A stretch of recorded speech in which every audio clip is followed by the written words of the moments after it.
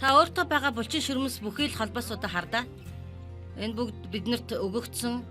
Эдний тусламжтай бид нар хөдөлдөг. Аливаа зүйлийг хийдэг. Харин ийм биш шүү.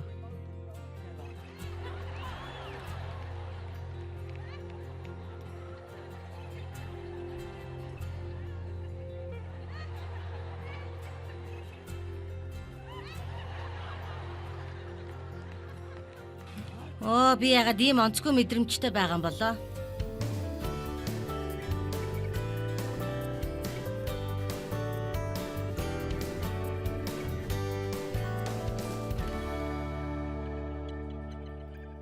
Сайн зуршил бол муу дадал зуршлыг устгадаг. Өчигдөр орой би хэвтээд нэг зүйлийг бодож байлаа л да. Аливаа сайн суурь бол цаг хугацаа маш их зарцуулсан учраас хизээч эргэж буцахгүйгээр дадал болсон тэр зүйл юм. Аливаа зүйлийн үндэс суурь юм а гэж би итгэдэг. Энгийнээр хэлэх юм бол бид бүгдээрээ дадал зуршилтай байдаг.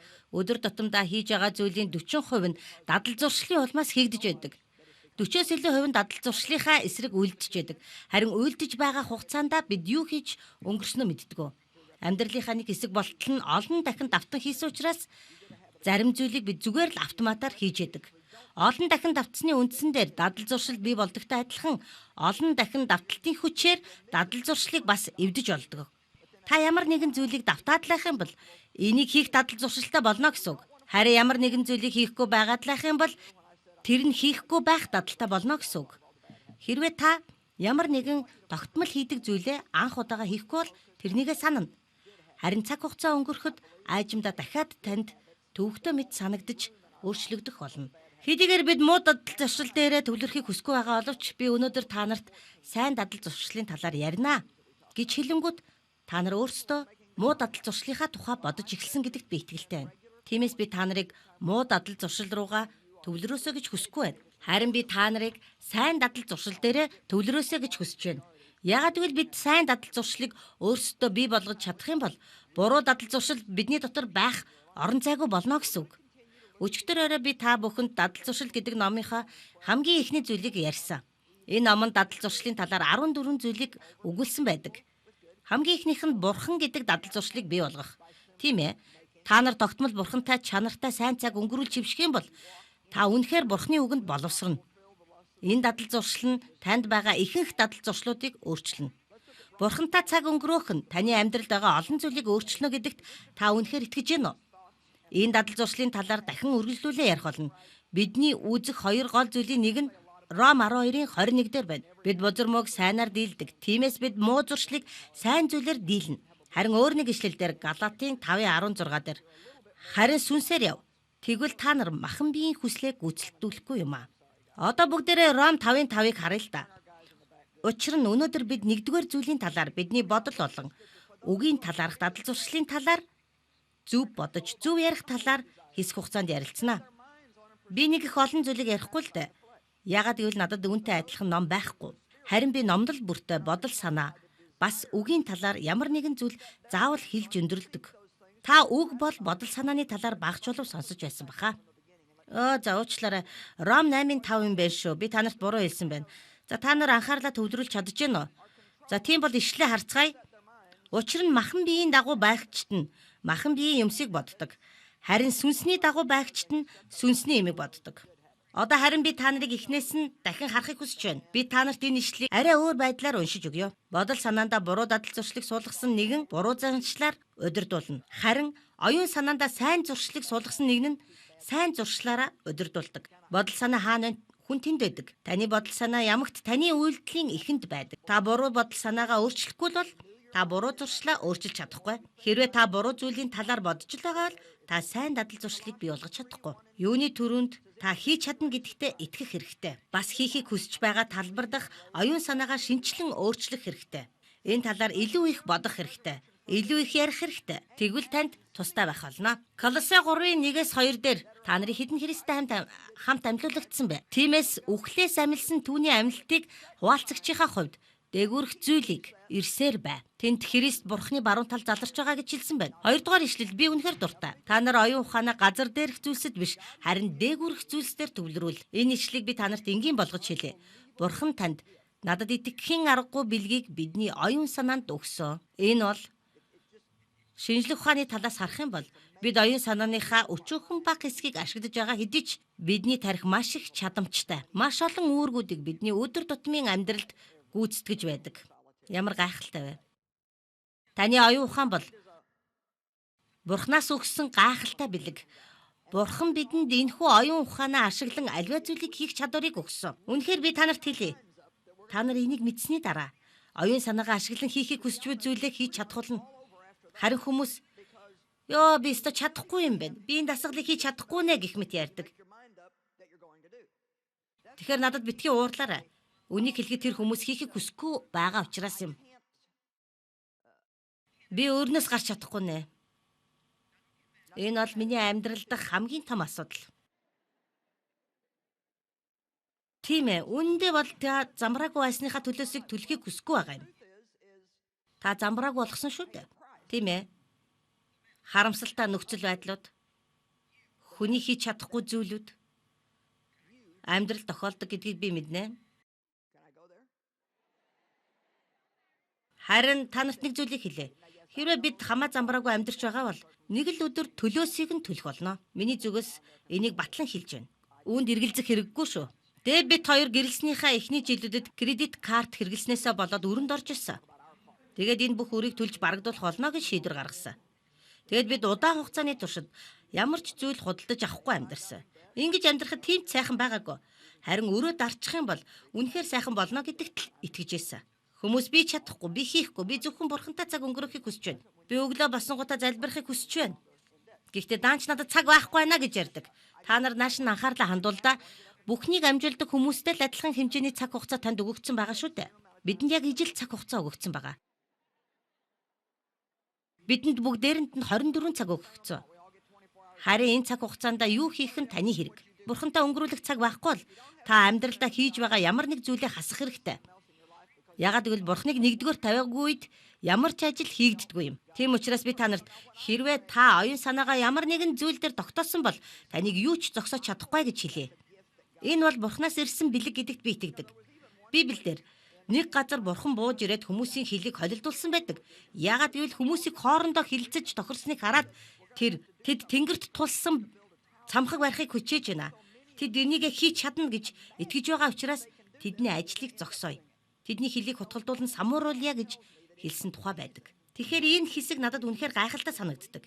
Ягаад гэвэл бид аливаа зүйлийг хийхдээ би Бурхны тусламжтайгаар л энэ бүхнийг хийж чадах болно. Тиймээс би өөрөө юу ч өөрчлөх боломжгүй гэдгийг оюун санаандаа суулгая гэж хэлэх хэрэгтэй болж байгаамаа. Бидний анхаарал хандуулах ёстой зүйл бол бид аливаа зүйлийг оюун санаандаа бий болгох. Тэгээд тэрнийг өөрчлөх явдал юм. Нэгэнт бид оюун санаандаа бий болгочих юм бол тэрнийг өөрчилж чадна. Бид оюун санаандаа өөрчлөлтийг хийх үед муу ёрын сүнс бидэнтэй ярьж эхэлдэг. Харин муу ёрын сүнсний дуу хоолойг сонсох юм бол оюун санаагаа өөрчлөхөд маш хэцүү болдог. Бид оюун санаагаа өөрчлөхгүй л бол аливаа юмсыг өөрчлөнө гэдэг хэцүү юм. Тиймээс хэрвээ та оюун санаандаа ялтыг бий болгохыг хүсч байвал та ялна. Муу ёрын сүнс бидний оюун санаанд Бурхны үгийн эсрэг бодол санааг өгдөг. Энэ бүхнийг бид хөөн зайлуулж явах ёстой. Үгийн талаар бас нэг зүйлийг хэлье. Сургаалт үгсийн 18:20-21 дээр харцгаая. Би нэшлэлт их дуртай. Амныхаа үр жимсээр хүмүүний ходоод дүүрэх бөгөөд тэрээр уруулаасаа гаргах бүтээгдэхүүнээр сайн ч бай, муу ч бай цадна. Энд бүгдээрээ хэсэг хугацааг зарцуулъя л да. Ягаад гэвэл та нар энэ үгийг сайн ойлгосоо гэж би хүсэж байна. Үг үр дагавартай байдаг. Ягаад гэвэл үг хүч агуулж идэгэй. Би аягтаа ус орж байна. Хүсэх юм бол би энэ аягтаа усанд шавар хийхэд ус тэр чигтээ шавар болно. Яг л үнтэй адилхан. Та нарын үгс нь агуулах шиг. Та түүн дээр юу нэмнэ? Тэр нь таны мэд хэрэг. Харин тэрхүү хэлж байгаа үгийнхээ үр дагаврыг та амсах болно. Залуучуудаа та нар өнөөдрийн миний хэлж байгаа зүйлд сэтгэл ханамжтай байна уу? Амьдрал ба өхлийн хүч чадал хэл ярианд байдаг. Дэмий үг хүч чадлыг өгөх хийдэг. Юу хэлж байгаадаа анхааралтай байх хэрэгтэй. Дэмий үг хүч чадлыг өгөх хийдэг. 2 дугаар Тимот 2:16-г харцгаая. Харин дэлхийн ба хоосон үг ярианаас зайлсхий. Ягаад гэвэл тэдгээр нь улам бүр бурханлаг бус байдал руу хөдөлдөг ажээ. Би одоо та нарт дэмий ярианы талаар жишээ үзүүлье. Ямар тач та нар нэг өдрийн турш юу ч хэлэхгүй зөвхөн бусдын хэлж байгаа зүйлд анхаарлаа хандуулад үзээрэй. Зарим хүмүүс үнэхээр тэнийг зүйлс ярьж байгаа анхаарах болно шүү. Зарим хүмүүсийн хэлж байгаа зүйлс нь үнэхээр утгагүй байдаг гэж би хэлмээр байна. Зарим хүмүүс надад дээр ирээд хэлдэг, "Joyce, би таныг үхтлээ хайрлах болно." Тэгэхээр би намайг хайрлахын тулд үхэх хэрэггүй. Харин намайг хайрлахын тулд амьдраа гэж хэлдэг. Би үхэл биш, амьдралын төлөө шаргуу ажиллаж байна. Заримдаа бид энэ ч үнэхээр намайг алж яана гэж ярьдаг. Бид үхлийн тухай маш их ярьдаг. Хүмүүс амьдралын талаар ярихаас илүүтэй үхлийг ярьж идэг. Дими үг яриа. Энэ үнэхээр хэцүү. Би энийг хийж чадахгүй гэж бодож байна. Би энийг хизээч өөрчилж чадахгүй. Би ёстой техник юм аа. Би ч ёстой жингээ хайж чадахгүй юм байна дөө. Би хизээч өрнөөсөө гарахгүй юм байна. Би хизээч сайн ажилд орч чадахгүй юм байна дөө. Би ч албан тушаал дэвшихгүй юм байна. Яагаад энэ дэлхий дээр өөртөө туслах зүйлийг ярьж болохгүй юм бэ? Өөрийгөө шархлуулж, нөхцөл байдлаа уламд ордуулж, өөрийнхөө талаар муу зүйлийг ярихын оронд өөртөө туслах сайн зүйлийг ярьж яагаад болохгүй байгаа юм бэ? Яагаад гэдгийг та мэдэх үү? Энэ бол дадал зуршил юм. Хүн бүрийн хэлдэг тэр үгсийг л хэлдэг. Эсвэл бидний аманд юу орж ирсэн түүнийг л хэлчихдэг. Дадал зуршил бидэнд бий болчихсон учраас юм. Нэг жижигхэн чөтгөр тань дээр очиод таны оюун санаанд төрөл бүрийн бодол санаануудыг үүрэг даалгавар дайсны гол хийдэг ажил. Тэгээд тэр бодол санаанууд таны оюун бодолд хүрч улмаар таны амнаас гардаг. Тэгээд л ийм байдлаар таны өдрүүд үргэлжилж өгнө. Тийм ээ, таныг чөтгөрийн өгсөн бодол санаануудыг яриасаа гэж бурхан хүсэж гинөө? Үгүй. Харин бид түүний үгээр дүүрэн байхыг тэр үгсэл бидний амнаас гарч байгаасаа гэж хүсдэг. Харин та алийг нь үйлдэж байна. Хэн нэгэн танаас өнөөдөр юу сурваа гэж асуух юм бол үүнээс юм сурсангүй гэж хэлж болно. Эсвэл энэ талаар үнэхээр их зүйл сурлаа гэж хэлж болох юм. Тэгэхээр дараа би та нарт энэ талаар багахан шиг номлол хийж өгнө. Эсвэл илүү их зүйлийн талаар номлох юм уу?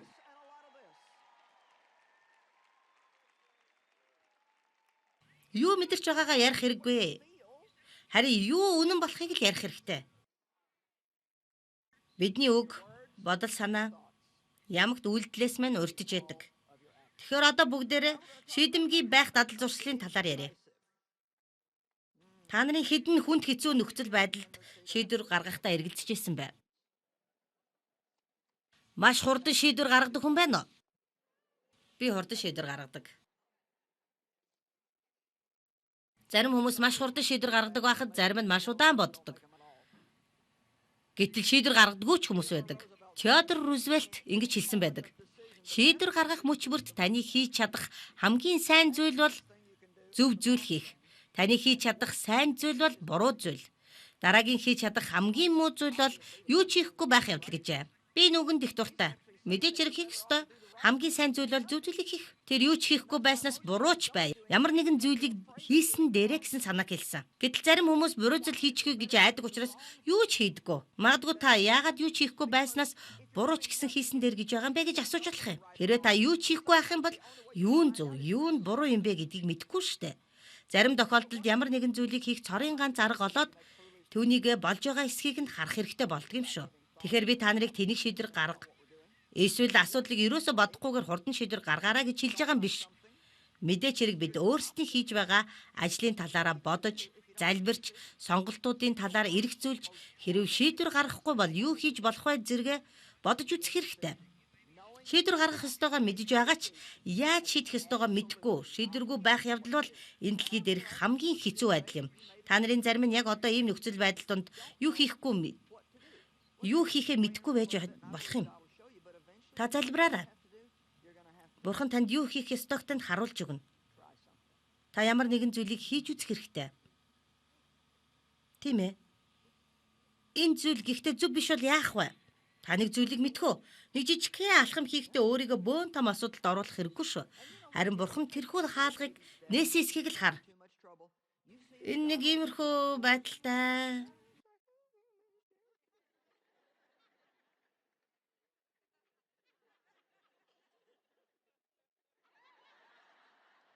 Ямар нэгэн зүйлийн төлөө энд байна шүү би. Амен. Тэгэхээр хэрв та энийг хийж байхдаа товшиж байгаа хүлэндээ хүрэх хэрэгтэй. Эргүүлээд авахдаа маш ухаалаг байгаарай. Амжилттай болоогүй тохиолдолд буруу газараа удаан битгий бай. Замын гол зогсож байгаа хүмүүс ихэнхдээ буцаж гүйдэг шүү дээ. Амен.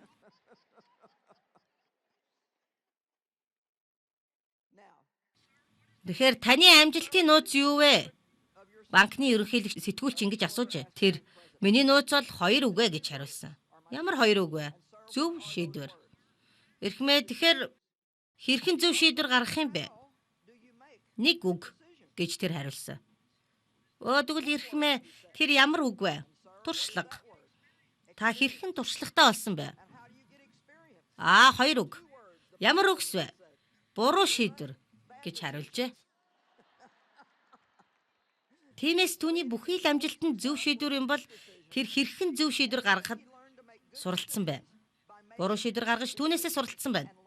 Бүх зүйлээ зөв хийсэн нэг ч хүн байхгүй. Та ч бас ийм байж чадахгүй. Тийм учраас айдастайж бүү зогс. Ямар нэгэн зүйл хийхээс бүү ай. Ягаад гэвэл хүмүүс буруу зүйл хийхээс айдаг учраас юу ч хийдэггүй. Ягаад зарим хүмүүс шийдвэр гаргадаггүй талаар шалтгаанууд байдаг гэдэгт би итгэдэг. Магадгүй зарим нь хүүхэд байхад нь түүний эцэг эхэн шийдвэр гаргахыг зөвшөөрдөг байсан байж болох юм. Эцэг эхчүүд хүүхэд чинь өсөж нас нэмхийн хэрээр өөрсдийнхээ амьдралд бүрэн хариуцлагатай болох хүртэл нь багаар шийдвэр гаргахыг тэдэнд зөвшөөр. Та хүүхдийнхээ өмнөөс бүхий л зүйлийг хийсээр л ах юм бол та тэднийг тахир дутуу болгож байна гэсэн үг. Тэд алдаа гаргаж түүнээс суралцах боломжийг бид олгох ёстой. Та ийм зүйлийг хийхгүй бол юу болохгүй талаар хэцүүхэн байдлаар суралцах болно. Залуучуудаа та нар нэлээд чимээгүй болчихлоо.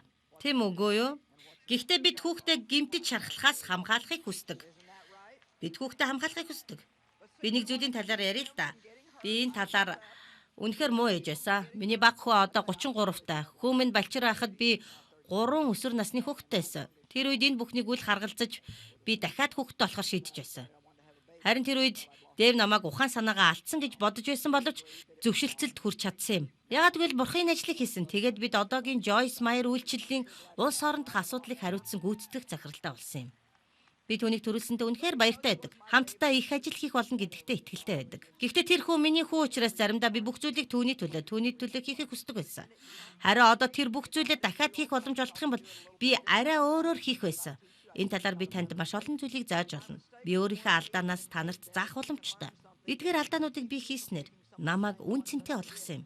Хэрв та бүхэн суралцж чадах юм бол миний хийсэн алдааг дахин давтахгүй байх болно.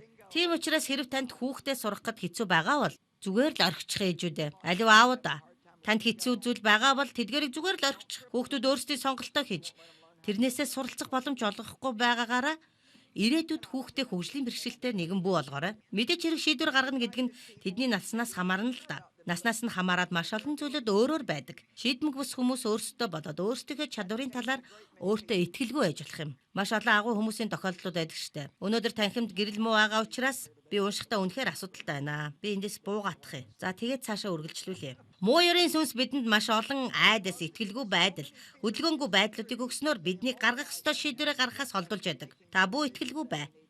Итгэлгүй байх юм бол та шийдвэр гаргаж чадахгүй штэ. Хов ярддаг хүмүүс шийдвэр гаргахад цаад болж идэг. Ямар шийдвэр гаргасан үнд чинь хүмүүс дургу байх л болно.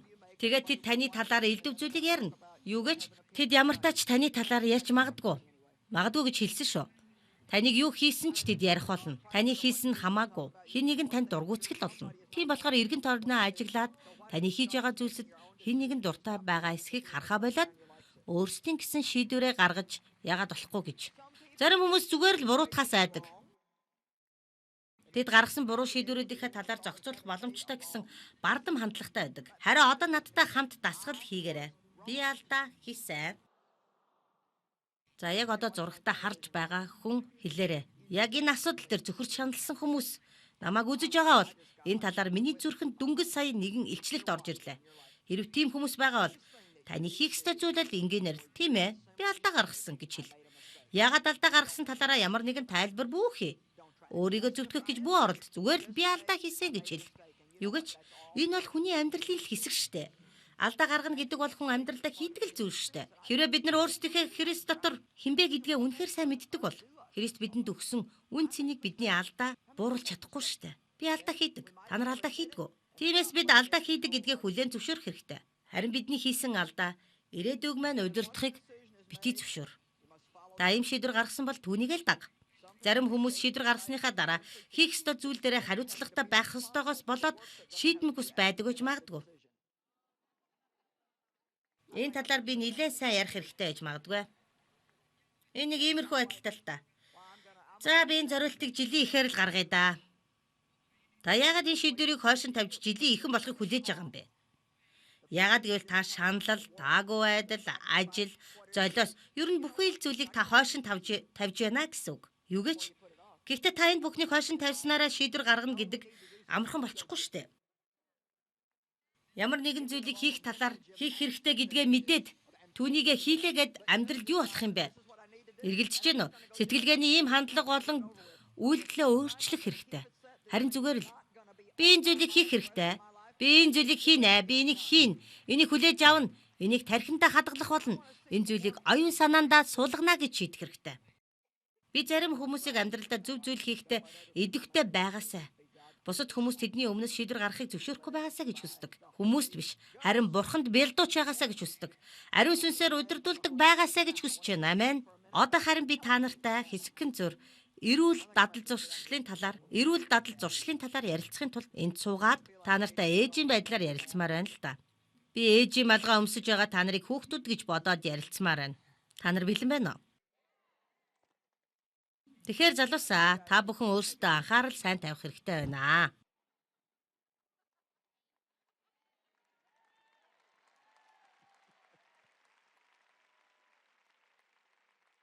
Би та нарыг эрүүл байгаасаа гэж хүсэж байна.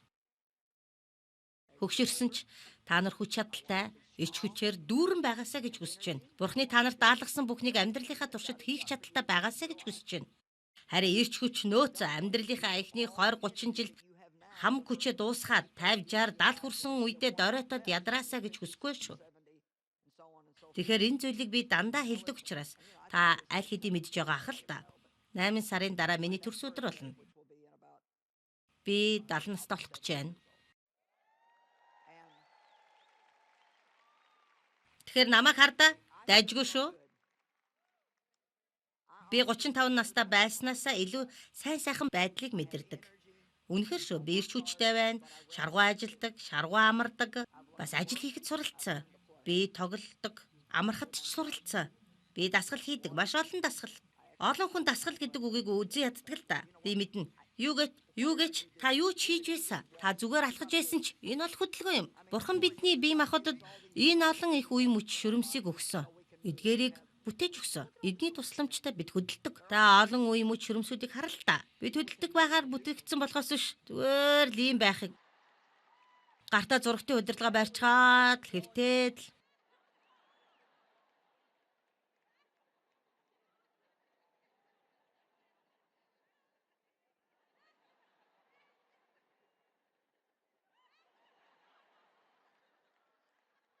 Яагаад ийм онцгүй байгааг би үнэхээр мэдэхгүй байна. Би та нарт өөрийнхөө дуртай нэг ишлэлийг харуулъя. Гэхдээ энэ бол хүний үс осмоор аимшигтай ишлэл шүү. Та урд нь ер нь аимшигтай ишлэл уншиж байсан уу? Сургаалт үгсийн 18:9. Ажилдаа хичээл зүтгэл гаргадгүй хүн өрн таран хийгч нэгний ах дүү мөн. Яагаад ингэж хэлсэн юм бол? Яагаад гэвэл та өөртөө байгаа зүйлдээ анхаарал тавихгүй бол үр дүн нь та тэдгээр зүйлсээ өрн таран хийхэд тусалж байгаа учраас юм аа. Бидэнд юу байна? Түүнийгээ бид арчлан тордох ёстой гэж өмнө нь та нарт Дэв хэлжсэнтэй яг адилхан. Өөрийгөө эдгэхийн тулд өөртөө байгаа зүйлсээ ашигладгүй нэгэн амиа хорлогчийн ах дүүс мөн.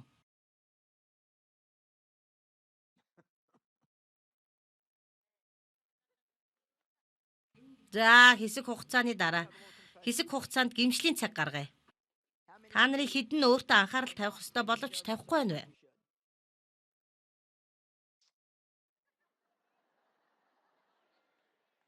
Надаар тоглоод байгаа юм биш үсттэй. Энэ танхимд байгаа хүмүүсийн 90% нь шахуу байна шүү.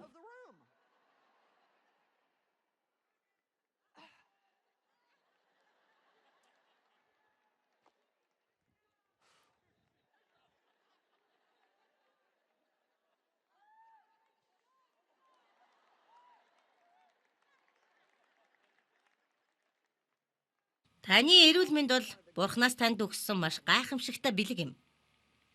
Хэдийгээр та өөртөө анхаарал тавихгүй байгаа ч та эрүүл саруул байгаа ч болох юм. Гэхдээ та өөртөө анхаарал тавьж эхлэхгүй бол та үрд мөхөд эрүүл саруул сайхан байна гэж байхгүй штэ.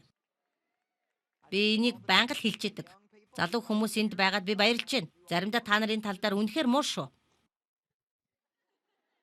Өөрийн 2 3 цаг хүртэл сэрүүн байцхан. Тэгээл өглөөгөр 2 цаг унтаад л тэгээл ажилдаа явна. Энэ одоо өөртөө анхаарал тавьж байгаа хэрэг үү? Тийм ээ, би та нарыг хөгжилтэй зугаатай цаг гаргаж болохгүй гэж хэлж байгаа юм биш л дээ.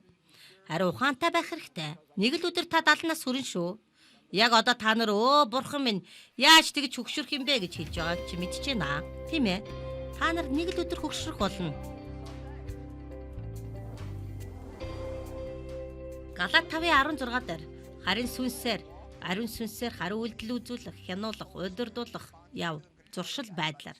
Тэгвэл та нар махан биеийн хүслийг үзүүлдүүлэхгүй гэж би та нарт хэлнэ. Тийм учраас та нар шин дадал зуршлыг өөртөө бий болгохдоо муу дадал зуршлыг халах талаар бодхоос илүүгээр та нар сайн зүйлийг бодож, эерэг зүйлдер төвлөрөх нь их чухал шүү гэж би урамшуулан хэлмээр байна. Би ихэнхдээ л биеийн зүйлийг хийхэ болмоор байна. Биеийн зуршлал хаямаар байна гэсэн хандлагатай байдаг. Харин бид зөвхөн сайн зүйлдер бас бурхан бидний дотор ажиллаа хийж байгаа гэдэг дээр анхаарлаа хандуулах хэрэгтэй. Талархалтай бай. Бурхан минь та миний дотор ажиллаа хийж байгаад баярлалаа. Бурхан минь та энэ сайн зүйлийг миний дотор ажилуулж байгаад баярлалаа. Энэ сайн зүйл нь мууг шахан гаргах учраас баярлалаа. Амьдралдаа шин дадал зуршлуудыг бий болгох энгийн, эерэг, шилдэг аргуудыг багтаасан ном шүү. Бурхан таныг ивэх болтугай.